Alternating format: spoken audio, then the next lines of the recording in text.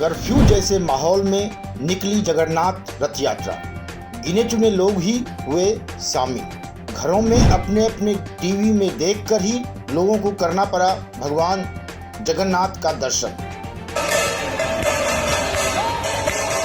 Supreme court से जगन्नाथ रथ यात्रा के लिए भले ही हरी झंडी मिल गई हो, लेकिन वास्तव में जब यह रथ यात्रा निकाली गई तो ऐसा लग रहा था मानो ओडिशा के पुरी में कर्फ्यू जैसा माहौल हो। गिने चुने लोग ही रथ यात्रा में शामिल थे और लोगों को अपने अपने घरों में टीवी में देखकर ही भगवान जगन्नाथ का दर्शन करना पड़ा।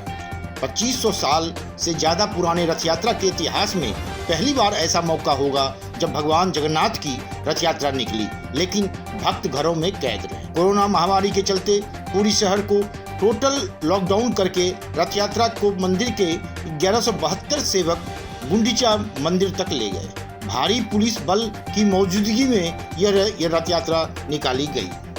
मंगलवार को रथ यात्रा पूरी कर भगवान जगन्नाथ अपने भाई बलभद्र और बहन सुभद्रा के साथ अपनी मौसी के घर मुख्य मंदिर से 2.5 किलोमीटर दूर गुंडीचा मंदिर में 7 दिन तक रुकेंगे और फिर 8वें दिन मुख्य मंदिर लौट आएंगे। कुल 9 दिन का उत्सव पूरी शहर में होता है।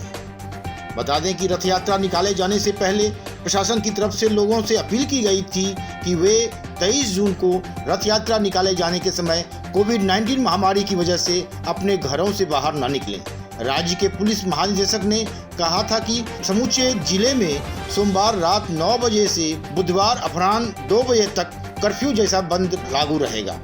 इस 36 घंटे के लॉकडाउन हटने के बाद भी कम से कम अगले 1 हफ्ते तक धारा 144 लागू रहेगी।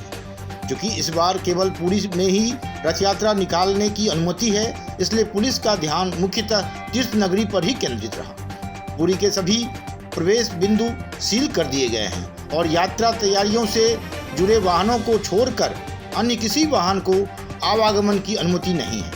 बता दें कि सुप्रीम कोर्ट के निर्देश आने के 1.5 से 2 घंटे के भीतर प्रशासन की तरफ से अपील की गई कि वे कोविड-19 महामारी के बीच रथ यात्रा का जश्न मनाने के दौरान उच्चतम न्यायालय के निर्देशों का पालन करें। ओडिशा के पुलिस महानिदेशक ने साथ ही यह भी कहा कि 9 दिवसीय उत्सव में सुरक्षा के लिए पुलिस बल की 50 से अधिक प्लाटून तैनात की गई है। बल की एक प्लाटून में 30 कर्मी शामिल हैं। इस तरह अंदाजा लगाया जा सकता है कि प्रशासन ने रथ यात्रा शांतिपूर्ण ढंग से संपन्न हो, इसके लिए भारी पुलिस बल का इंतजाम किया हुआ था।